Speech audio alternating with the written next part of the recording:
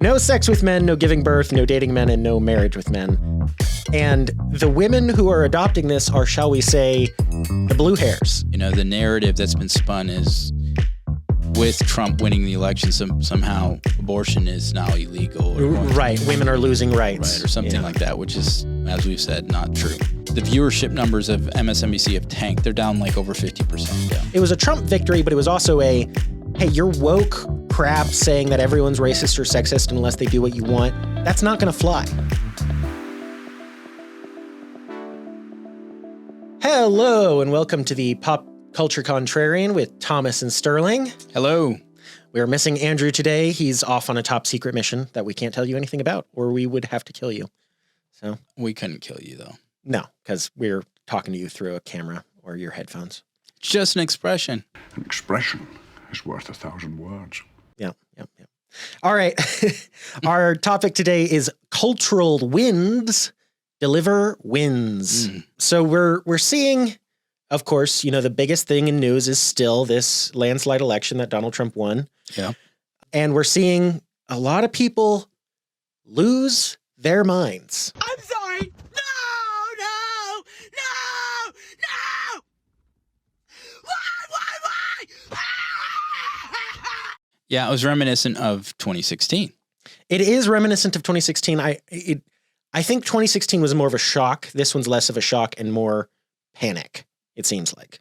Potentially, yes. And social media is that much bigger. It is. It's so much bigger than it was even in 2016 when it was already massive. I always call it massive. Sometimes they say huge. Right. Yeah. So the first kind of these many ways in which we're seeing people lose their minds is what they're calling the 4B movement. So, Thomas, you actually have some connection to the home country of this movement. I do. Yeah. I used to live there years and years ago. So where does the 4B movement come from? Originated in South Korea. Okay. All right. I was not living there when this originated. I can tell you that much. Yeah. I think, according to Wikipedia, it started in the 2010s. Mm-hmm. And I think it was a response to a murder, actually. Yeah, that was kind of the kickoff of it. Right. And basically, it reminds me a little bit of the Me Too movement here in the States, where women who were upset by a culture of, you could say, misogyny, that definitely exists in Hollywood, and in Korea, in the broader cultural milieu there, they felt that there's a strong misogynistic culture that basically devalued women. Mm-hmm. And so this was, I guess, feminist-based movement in that country's response to that particular situation. And I think it's being used or It's kind of being adopted. Yeah. It's not a one-for-one thing, in my understanding. No, I don't think there's any connection between the Korean 4B version, women and American. But the Koreans do really good TV dramas. So I think maybe, Maybe that's where they found out about it. Maybe. Yeah.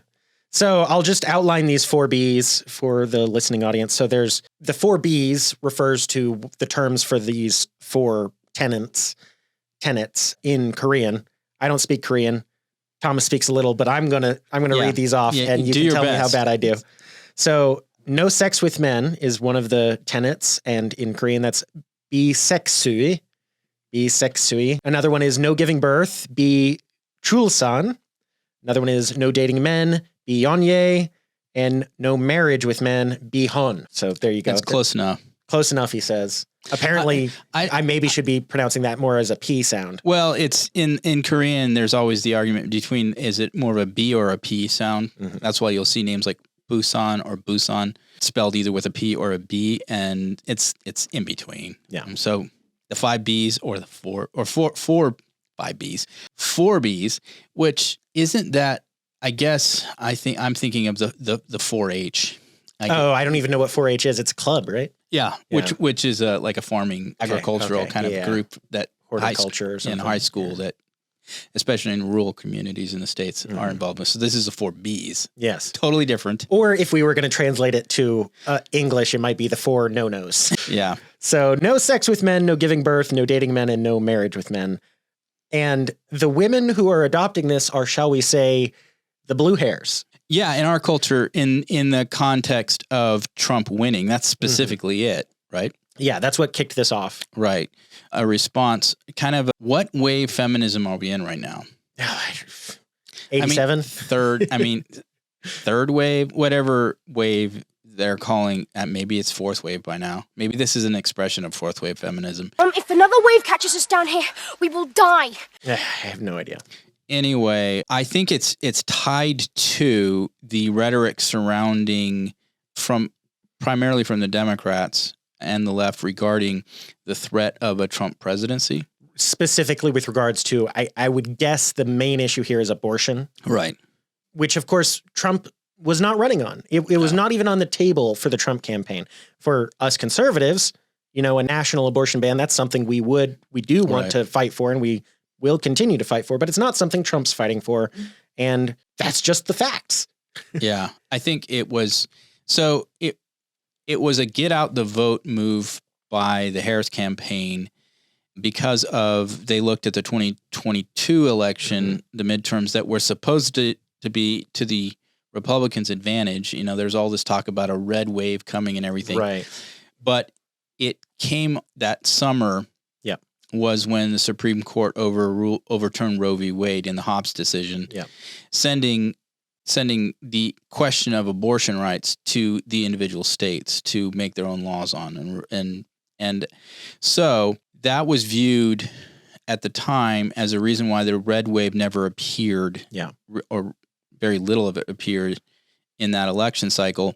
And I think what the Harris campaign was banking on is, let's stoke that fire again, and we'll get the vote out and we'll get people voting for Harris based upon the threat to abortion rights. Right. So these women have been posting just the most outrageous videos on TikTok or Instagram or whatever of them, talking about 4B. Some of them have shaved their heads to become less attractive. Yeah. And generally the response from the right online has been, hey, sounds good. You're not going to be having any abortions, so we're happy about that. Yeah, the irony.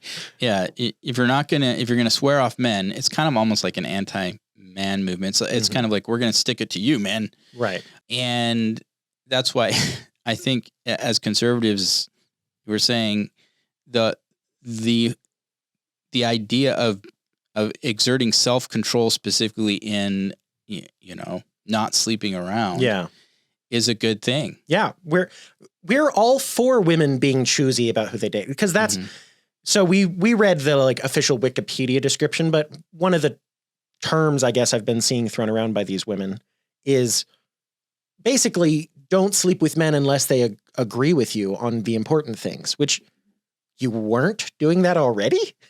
Really? You didn't vet these guys before you slept with them to make sure, they aren't actual Nazis or something like that? What's part of the irony of these types of movements and in their objection to misogyny, or saying we're fighting against misogyny with these kinds of things. The whole kind of the worst type of misogynist, you could say, is a man who basically has no self-control when it comes to engaging in sexual behavior. He just sleeps with whoever he wants. And he just uses women for his own, entertainment. Literally using women as things. Right. Why would the feminist movement have ever embraced that ideal for sexuality? It's truly mind-boggling that they did. And, if the 4B movement means they course correct on that, then more power to them. Yeah. This would be something that is gotten into very carefully, seriously, and considered, not just let's go have a one-night stand for fun. Right. Obviously, we're Christians. We think you shouldn't sleep with anyone unless you are married to them. Yeah. But if this just causes you to actually commit to the person before you're willing to sleep with them, that's a good step. We're happy for that. Right.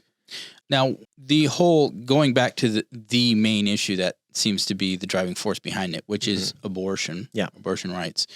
The narrative that's been spun is with Trump winning the election, somehow abortion is now illegal. Right. Women are losing rights. Right. Or something like that, which is, as we've said, not true. No. But why, if you're swearing off of men, would you care about abortion anymore? Yeah, exactly right. And so there is probably a really good reason, though. And I think that reason is tied to guilt. Whenever you are whenever there's been something that you may have engaged in behavior-wise, that the way to cover that guilt for it is to want want that behavior to be seen as good. Yeah. If it's deemed as evil or wrong, and you have been involved in it before, you're going to sense that you are guilty then. Yeah. And so even if there's no more actual, like let's say a lot of these women follow through on this and they do, become, chaste. Right. Then they're not going to need abortion. Yeah. But why would they still support abortion? And that's the question. And I think part of that is probably from maybe they've had them in the past. Maybe they have guilt because of that. Well, and that is something you're seeing. And mostly the discourse from the people I follow online has been making fun of these people. But there is actually sympathy that is owed, I think. But there's an understanding from where you need to grasp who these people are and why they're saying these things. But one thing I've been seeing is on certain forums, the question, okay, now that abortion's off the table, what birth control are y'all on? And it's like, so you really were using abortion as birth control. Yeah. And well, explain why that's significant. Well, that's the claim, is that the right says abortion is being used as birth control. It's being used wildly out of context for what it is supposed to be if you're the left, if you believe in safe, legal, and rare. And the left will claim, no one uses it for birth control. They only use it for medical necessity. And that's just factually incorrect. Yeah. And I think that maybe that was the line I think Hillary Clinton famously said that was her standard when it came to the issue of abortion. Safe, legal, and rare. Safe, legal, and rare. So that kind of became I think it predates her, but she definitely espoused that. And it became the Democrats' talking point when it came to their support for abortion. Yeah. But I don't know. I mean, that certainly wasn't the position that Harris took. No.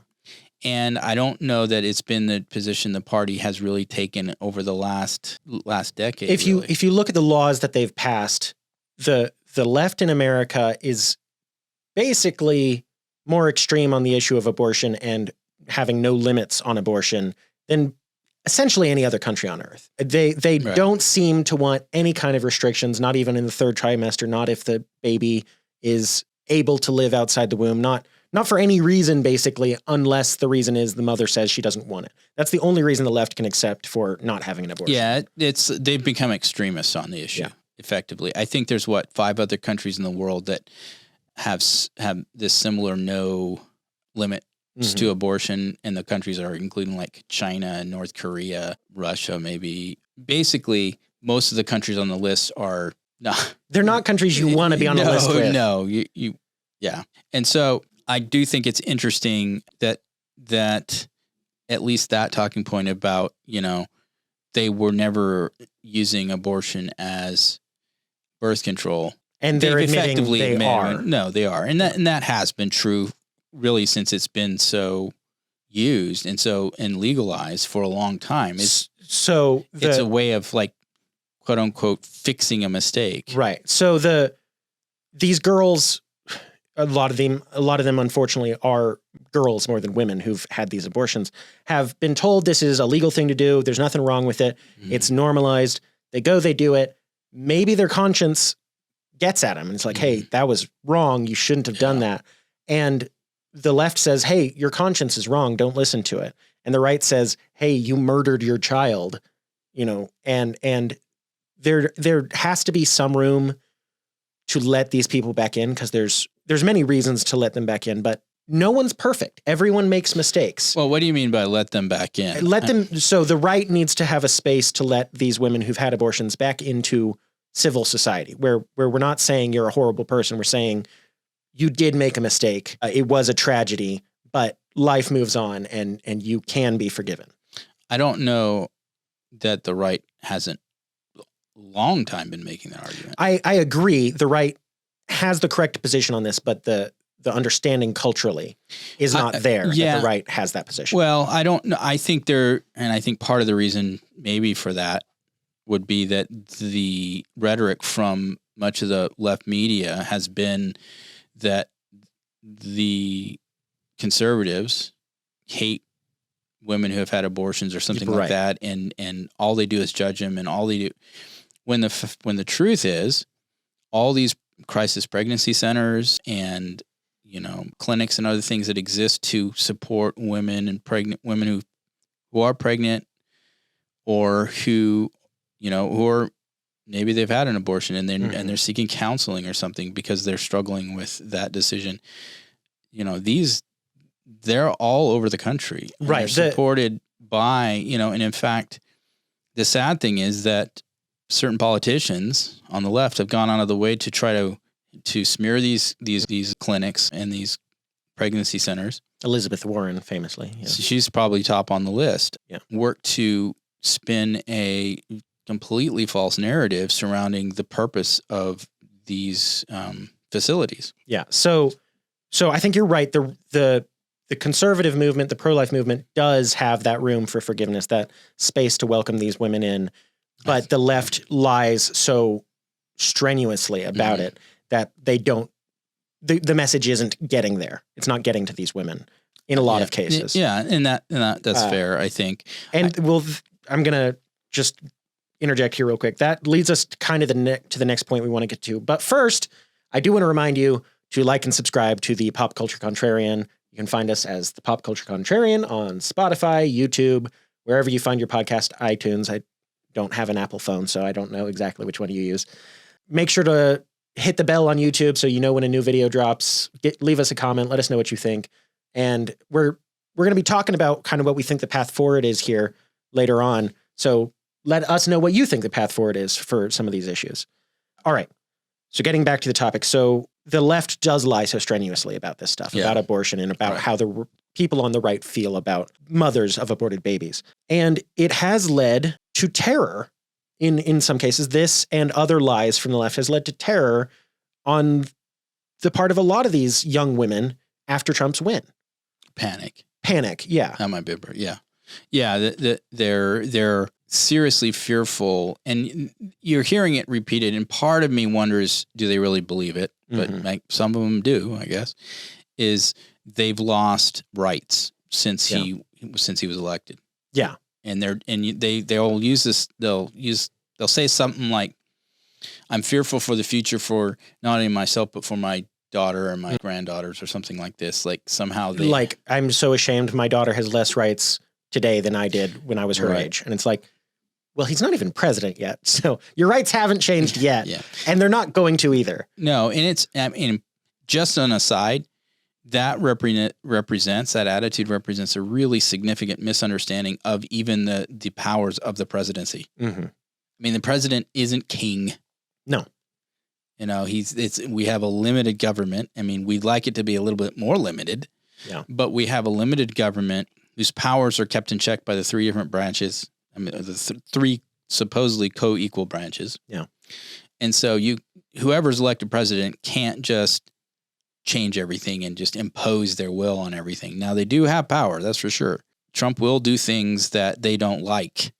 Yes, but he has said, on the issue of abortion, he said again and again, absolutely clearly, this is a states' rights issue. It's been that way since 2022, and I'm not going to change that in my term in office. And he couldn't if he wanted to. I mean, let's just be honest.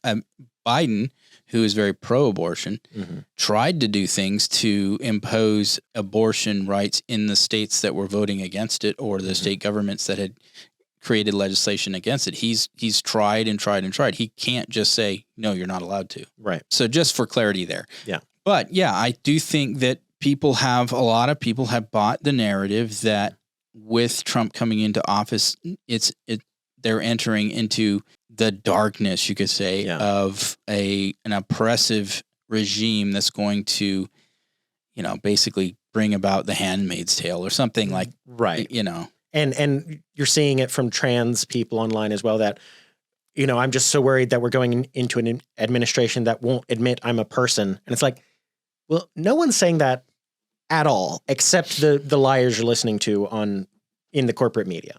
They're saying that the right thinks that, but the right doesn't think that. Trans people are people. They may, a boy who dresses up as a girl may think he's a girl. He's not, but he's still a person. Yeah. And he's still going to have all the rights of any American citizen, assuming he is an American citizen. Yeah. You don't get special rights. You don't get special rights. And I think that's the this argument we've had, especially, I mean, this goes back to the what we term the Rainbow Mafia, the kind of the homosexual or LGBTQ, whatever agenda, the lobbyists for these folks, is when you look at it as far as the rights of humanity and the rights of citizens in this country, everybody can have the same rights. Even when it was the question of when they wanted to redefine marriage, they were saying, well, we can't get married. No, you can get married, but you don't want to get married in the traditional fashion. Right. You're pretty hardline on this. Marriage has a definition. It does. It's a man and a woman. And so you're allowed to get married as a gay man, but it has to be to a woman. Or that's what marriage is. Yeah. And so what you're doing when you came and said, no, what you're asking for is not the same thing. You're asking for the whole institution to have to be fundamentally redefined to include what was never considered within the definition historically for millennia. Right. Yeah. And so that's part of the twisting, or that's part of the political games of the worldview or rhetoric games that are played around this stuff. Yeah. Is when they say they're going to lose rights, well, you might lose the movement forward of special rights. Yeah. But you as a human being have the same rights as any other human being or any other citizen within the country. Yeah. You're not losing those. Right. So that does seem to be the fear from these women and trans people, that they're losing rights that other people have. But that's not the reality. The reality is, if you're a boy who wants to go be in the women's locker room when they're changing to go out and play volleyball or whatever, you're not going to be allowed to do that. But no other man's allowed to do that either. So you have the same rights as everyone else. Right. Yeah. So the hysteria, maybe that's the word. Yeah. The hysteria that's been that's a good one. That'll convince them we're not misogynist. Yeah. At least on that we're seeing, this is just anybody who's reacting to the election on social media. But I will put this, kind of question out there with it. How much of these breakdowns that people are recording of themselves, like sitting in their car or wherever they are, how much of it is actually legitimate? Yeah. And it's a good question, because some of these videos you see, they clearly got home, they set up the video, they have the lighting right, and then they hit play, and then they're screaming their lungs off. No. And then, if you know how these videos are made, as soon as they're done screaming, they crawl up to the video and hit stop. And then they they change anything they want to change in the editing process, and then they post it. Yeah. And so it's like, okay, maybe you actually were feeling those emotions, but you were doing this performatively, indisputably. Yeah. Yeah. Now, it works within your echo chamber, I guess, if you're wanting to get out the message to, and you were kind of commenting on this, Sterling, within the kind of the woke worldview. Almost one of the tenets of woke is you have to express yourself. You can't just not say something about something. You have to post the black square for Black Lives Matter. The virtue signal has to happen. You have to be seen to be publicly on the right side of these issues. The wokeism is one of the few places where you can be punished for things you have not done. Yeah, that's right. If you haven't spoken out against something, then then it's as if you spoke the opposite. Yeah. Yeah. So maybe in fairness to them, if they bought into it and they really do believe this, even if they are not feeling it, they do know they have to perform it. Yeah. So shifting topics a little bit. Okay. We've seen some other, cultural wins, delivering wins as well. The news is, and this I haven't seen a MSNBC announcement about this yet, but everyone's talking about the reports that MSNBC is going to go up for sale. Yeah, I'm not as sold on it as maybe you are. I do think that the reason those reports are coming out is because within the week following the election, the viewership numbers of MSNBC have tanked. They're down like over 50%. Which is funny, because on election night, MSNBC, for the first time, I don't know if you know this, Thomas, for the first time on election night, MSNBC eclipsed CNN's viewership. Really? Yeah, and they published that, all happy about it, like, congratulations, we're doing great. And everyone on the right's like laughing behind their hands, because we know we turned over to MSNBC once it became obvious who was going to win, so we could watch the meltdown, because there's just no better TV than that. Right. So, I mean, Aren't you going to miss MSNBC if it gets sold to somebody who turns it into like a straight news network? No, I can't say that. I can say I'll miss watching them melt down when they lose, but I'm not going to miss them the other 364 days a year. Okay. Yeah. I mean, that's fair. I do think there's elements of, and maybe it's just, human nature that, one of our, that gains pleasure from seeing the foolishness or ridiculous takes of others. Yeah. And I mean, I think, isn't that the whole kind of like, I'm trying the word I'm searching for. Schadenfreude. Yeah. Of kind of like, it's almost like you want your opposition to be as crazy as possible because it just motivates. Yeah. Oh, yeah. That's not Schadenfreude. That's something else. But yeah. Yeah. And so if you don't have these places where you're seeing, these woke crazies, then, Well, thankfully, they'll still be on TikTok. They'll still be on Twitter.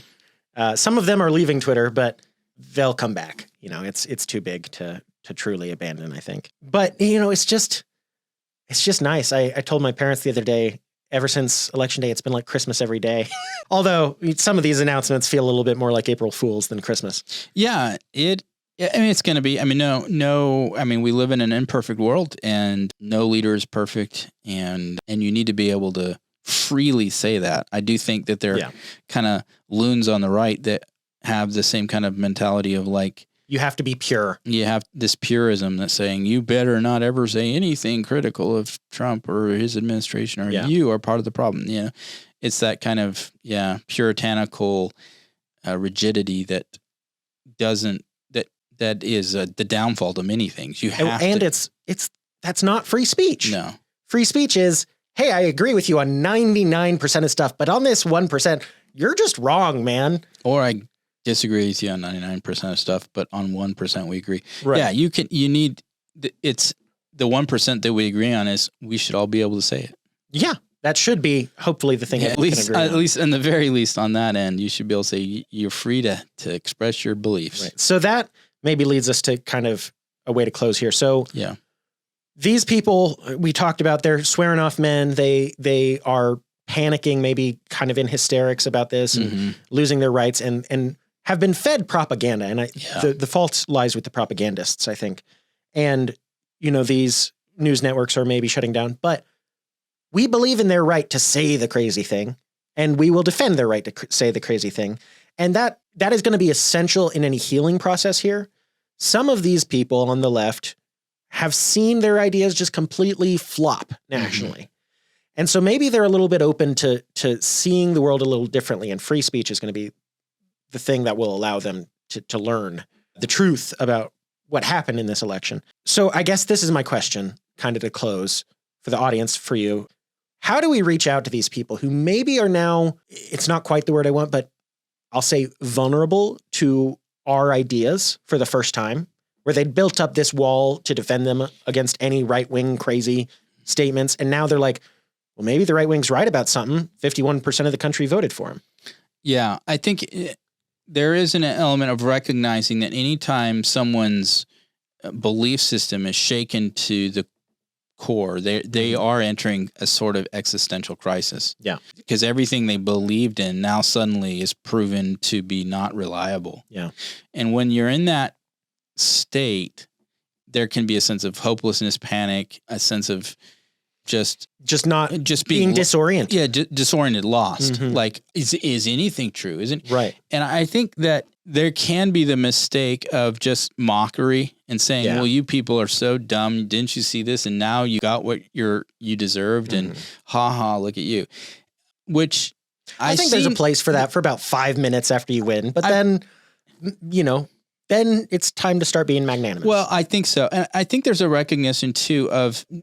And this is the hard part. Social media, and you're just getting, like we said, how many of the people reacting like this and posting it are actually legitimately thinking this? Yeah. I don't know. But when you're talking about people that you know personally or something like that, and being in those circles with people being able to kind of speak to them, hear them, try to understand them, try to also assuage, because a lot of their fears are not rational or not, let's put it this way. They're not based in what really is occurring. Right. They've been told a lot of stuff that are going to be happening. That's just not going to happen.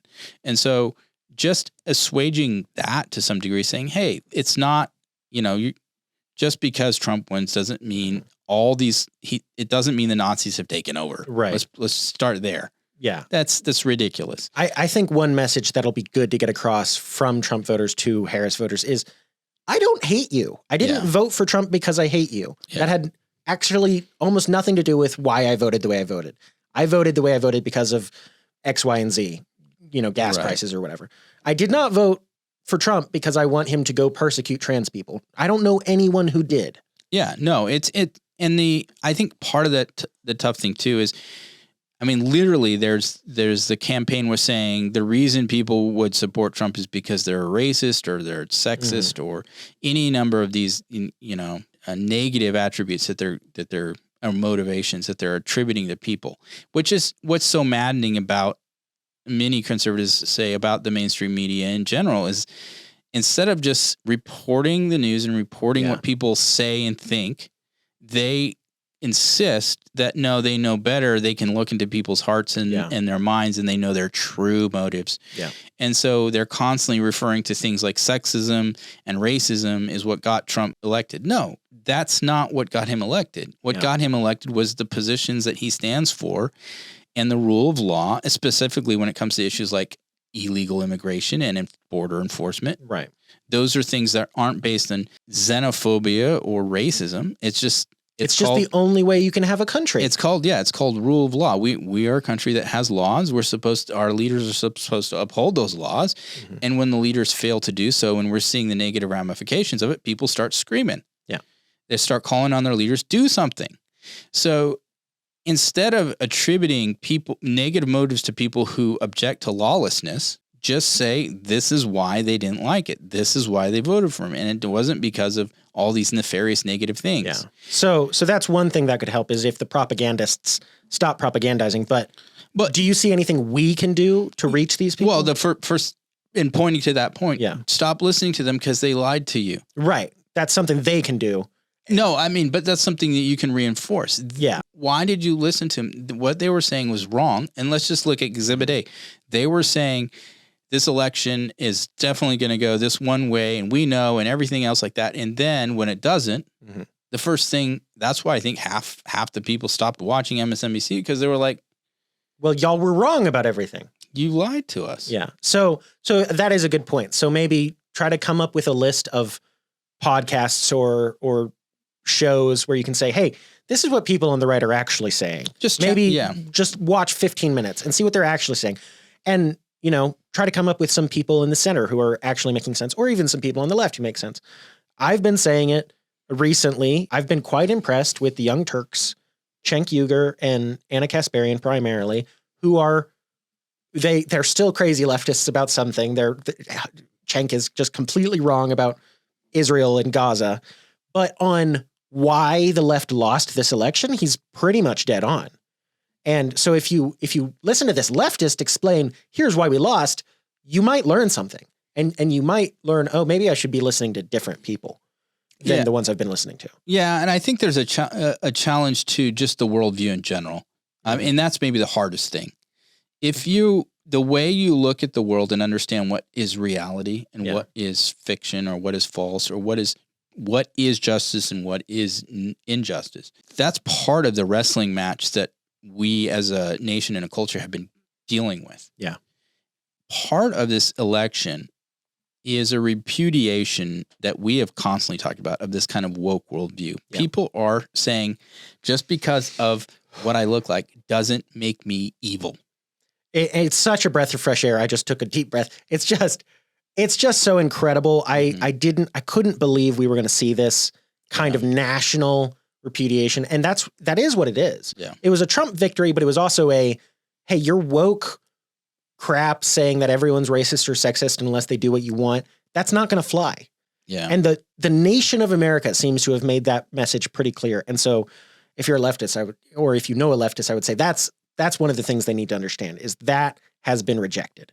And they may not reject it yet, but they need to know that America rejected that idea. Yeah. So the competing of ideas is what politics is always about. And those ideas have a basis from which they spring. And whether or not that basis is solid or faulty is going to eventually be shown. And I think that in a society that values freedom, individual freedom, and the rights of the individual to express themselves and to vote according to their conscience, so long as that's preserved, you're going to, for the most part, prevent the type of authoritarian dictatorship that doesn't let you think freely or speak freely. And the people spoke, and the people said, look, what we were being told, we reject. We think we the sources of information that we trust wasn't the mainstream media, clearly. Yeah. And that And that the few represents a culture shift. Yeah, the few that still trust the mainstream media clearly seem to have lost faith in the past week or so. Yeah, and to be fair, that when you lose, no better. Like let's just use the analogy of a football game. Yeah. Your team is down and getting blown out. Your fans leave. Your fans leave. Yeah. You turn the TV off. Nobody wants to watch the victor lots of times, jumping and dancing in at the end of the game, especially when it's the championship, right? You're just like, okay, I'm done. I think there's an element of which that comes into play anyway. Yeah, I think there'll be a bounce back in their numbers after this immediate kind of like. Well, I'm just hoping if there's a bounce back, it happens after the Daily Wire manages to buy MSNBC. That's on my wish list for Christmas. Dear Santa, have Daily Wire buy MSNBC. Yeah, I wonder how much. Put Ben Shapiro on The View. Yeah. Well, isn't that NBC though? I know. I'm just saying that's on my list is Ben Shapiro on The View because they are saying they want a Trump supporter now. Yeah, that would make for interesting TV. Although it couldn't be Ben Shapiro, because it's supposed to be a bunch of women, right? Yeah, I guess The View is only women unless they have a guest. They have a guest, but I think it's well, he can just identify. I guess that would kind of roll with their views. Yeah. All right. I guess that's pretty much our discussion here. There's just been so much good news. It's hard to talk about anything else. And these people who are panicking, we don't want that. We don't like it that you're afraid. There's nothing to be afraid of. Believe it or not, everything we believe is going to get better for everybody. Yeah, it's never been a better time to join the big tent. That's true.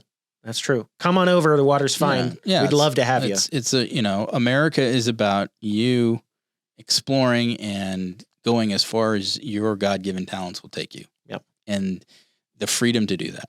Yep. Well, that's a good note to end on. We are the Pop Culture Contrarians. We're brought to you by the Patriot Post, which is the oldest conservative news digest on the web. It's right and it's free. Be sure to like and subscribe, and we'll see you next time. Bye. Bye.